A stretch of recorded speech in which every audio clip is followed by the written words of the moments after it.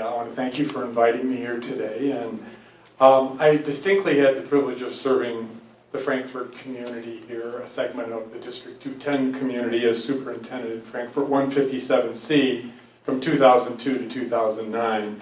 And I'm here tonight to offer to serve this community again by volunteering my services to facilitate a 5-year strategic plan for the future for Lincoln Way. I think this is a very important tactic and move on the part of any public school district to be vital for the future. One of the things I do in my consulting work that I'm actively engaged in this time is to serve over 50 public school district clients in the capacity of professional development for staff and for school boards, and also in the capacity of doing strategic long-range plans. I've done numerous plans at the high school level and the elementary level. I have submitted to you samples of that work. I've submitted to you references from that work. I also have submitted to you a list of services that I am proposing. This is a wonderful process of engagement of stakeholders, input and engagement from them to wrap around a future 5-year vision for Lincoln Way 210. Cutting-edge school districts are all going to plan for the future, and I certainly believe that this would serve the district well. So I have also submitted to you the process as outlined in the materials that you've received, and I'll be more than happy to entertain any questions that you might have about that process this evening.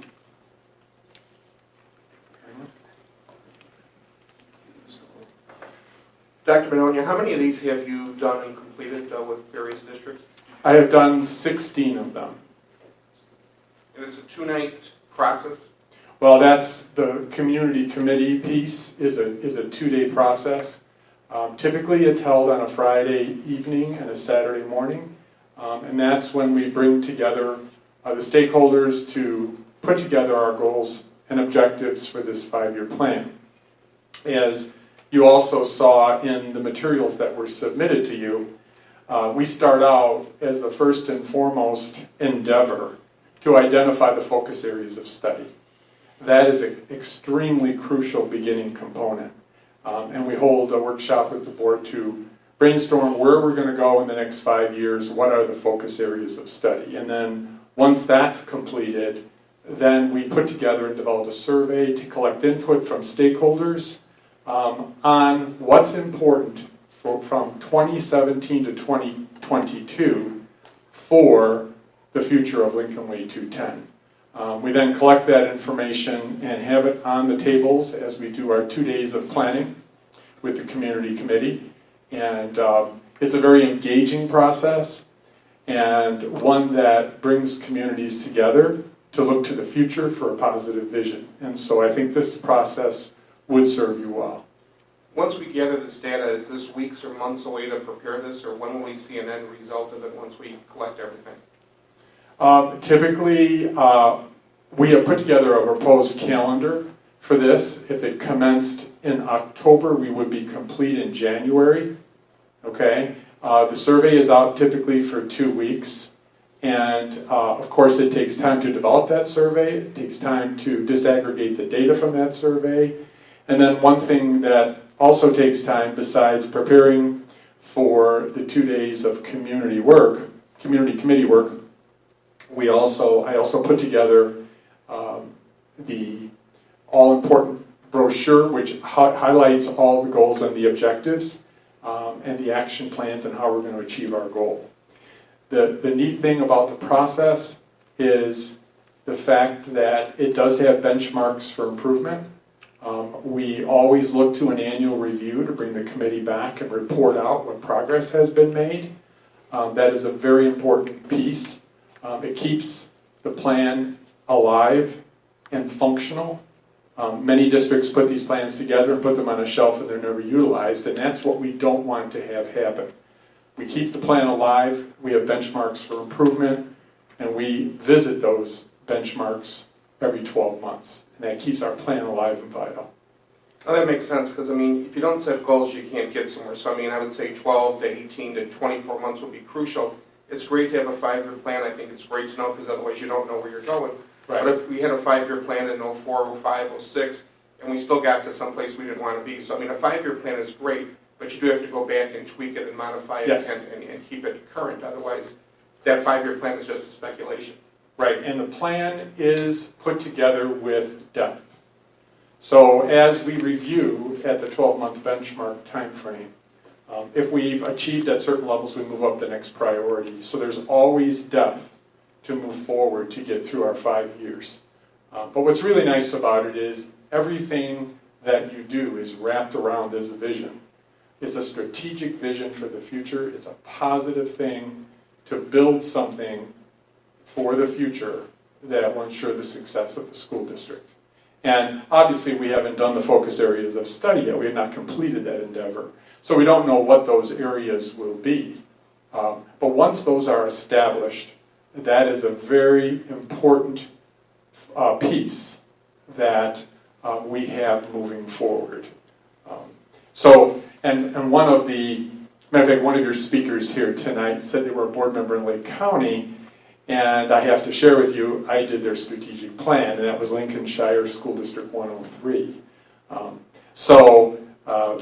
I've also done Grays Lake, I've done Libertyville, I've done Flossmoor 161, I've done Chicago Ridge 127 and a half, Hillside 93. I mean, I could list and go on and on and on. So I have a lot of experience with this, and I can tell you it works. Dr. Madonia? Yes. One question, you mentioned benchmarks. Are there actual metrics behind that? So they're not just, warm fuzzies, they're actual Yes. hard, fast numbers and things we can measure and things we can, benchmark ourselves on a metric. Yes, you bring up an excellent point, because it's the task, once we get the goals established after our planning, it's the task of the administrative team who has to implement this to put together the action plans and how we're going to get to our goals. And so those types of specificity that you're referencing is developed in that process. Now, when we put the brochure together, obviously that is a very simple capsulized version of that action plan, because there's no way you could possibly elaborate on that in a simple brochure document. But behind that, everyone can stand up and speak to where that's going and how they're going to get there and how they're going to measure it. So in other words, it would be, we want to be great at this. It's what is great and how do we measure great and how do we measure that over time in the plan. Yes, that will all be embedded in those action plans. Beautiful. What are some examples of the focus areas of study? Okay, excellent question. It varies based on the needs of school districts. I have yet to do a strategic plan that didn't obviously have finance as one focus areas of study, and mainly because all districts everywhere are realizing the state is having fiscal difficulties. And with that in mind, we are questioning what type of resources we're going to receive from them in the future. Obviously, resources from them have already diminished, in which we have to pick up that gap. So finance is definitely one that's very common. Curriculum assessment and student outcomes is a common one. Technology development and infusion into instruction is another one that we see occasionally. Public relations, communications, that's another one we see.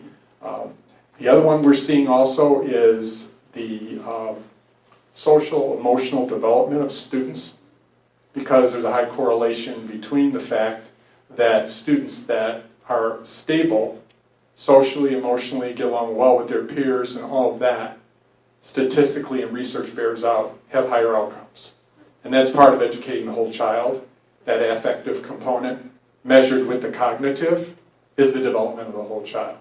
And so we see that piece out there because that's a piece some school districts have not addressed in educating the whole child. But those are just some samples. There are others that are unique to specific districts that aren't in others.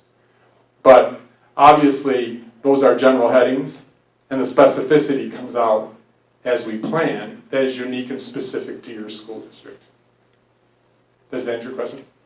Yeah, I think, we're financially challenged, so I think that's our starting. Okay.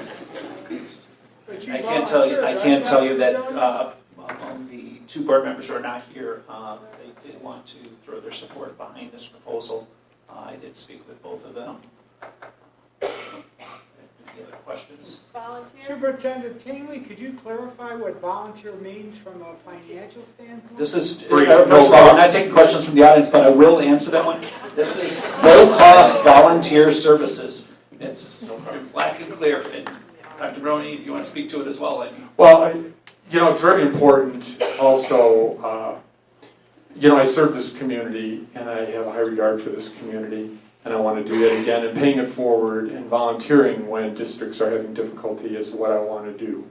And Lincoln Way 210 is not the only district I have done it for.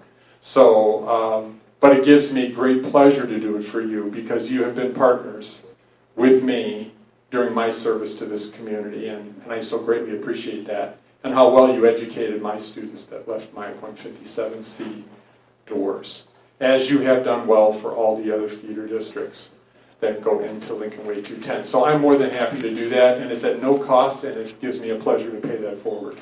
Thank you. I appreciate it.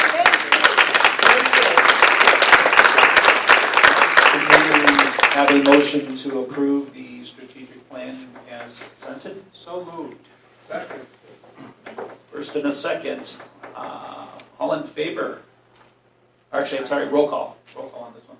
Mr. Lulo? Aye. Mr. Kirky? Aye. Mr. Costick? Aye. Mr. Lucetti? Aye. Mr. Kozel? Aye. All right, moving on. Adopt the 2016-2017 budget. It's adoption for the proposed budget for fiscal year 17. There were some proposed changes. You've received the notes. There were some more changes once again today. I'll go through. We'll answer the questions that you may have.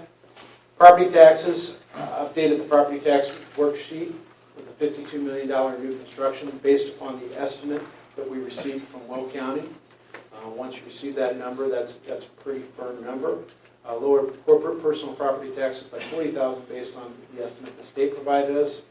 The changes amounted to $73,000 increase in the operating funds. Local revenue, we increased estimated revenue fees by $100,000. After further analysis, it was determined that the local revenue fees were too low. Last year, we did not receive as many fees as registration. We were waiting on the driver's ed waiver. This year, we won't have those issues, so fee collection should fall in the spring before the close of the fiscal year, which will add to local revenue. General state aid, we're scheduled to receive $5,266,000 in general state aid, allocated $800,000 to the O&M fund. We had allocated $1.2 million in the previous version. Mandated categorical aid, there's no changes in this area. The state should finalize their calculations by the end of October. Federal aid, updated the budget with federal claims, adding $203,000 to the budget based on final approved grant budgets. And then interest income, just computed estimated interest income based upon our projected cash flow.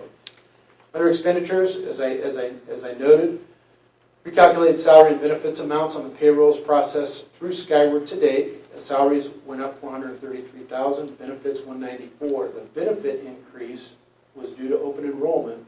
A number of our staff, 126, opted to take insurance for the first time. There were also additions to movement from HMO to PPO, movement from single to family. During the month of September, beginning of October, we reconcile with Shorewood Agency, and then we'll have a really good number moving forward once all the changes have been adjusted. Also charged the account codes where many staff were charged, which resulted in reducing salaries in an O&M fund by $326,000. Move those to different accounts. Other notes, increased O&M contingency amount to $100,000 from $50,000. Once again, we hope to not have to use those. Lowered supplies by $130,000 due to mainly lower estimates for utility costs. We've done a little bit better the first 2 months than we had anticipated. Changed the accounting of some expenditure areas from purchase services to dues and fees. Increased the estimate for supplies for transportation by $100,000, and then increased special ed tuition by $200,000 to account for private placement other than District 843. And then increased the $100,000 in tax anticipation warrants as we don't know what interest we will have to pay for that final borrowing that will occur in the spring. So we would rather be conservative and come in under what would be the plan. We'll do our best to answer your specific questions. I think the one question that's already come up, and Chris brought it up, is the $5 million that's on there. Can we pull that out so this is as conservative as I can? We can. We can move that, and I know that That's the 5, I'm sorry. the just 5 clarification, the for 5 land sale. Yeah. And the reason it was put on there was just for transparency, that the district is in the market to sell the land. Everyone's aware of that. We can certainly pull that off so it does not impact the bottom line. If we do sell the land, as I anticipate us amending the budget as we go through the process this year anyway, if the district is able, then that will be something that could be in an amended budget. Chris, did you have other questions? Go right ahead.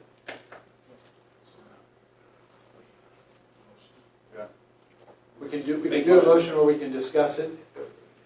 Let's go ahead. Let's discuss. Discuss it? Discuss it. So general state aid, the rationale for lowering the O&M fund, general state aid, is because of the change in salaries and ed fund. You're trying to keep the ed fund balance positive. Correct. We don't want to go in the red in the ed fund, which brings, we will have to continue to adjust our levies over the next 3 years to keep these funds balanced, as we have to pay one back. And I think I anticipate the next question. What we can do, Chris, in years moving forward, we can do TAWs in O&M rather than the ed fund to bolster O&M, to loan that money back to the ed fund. So we'll be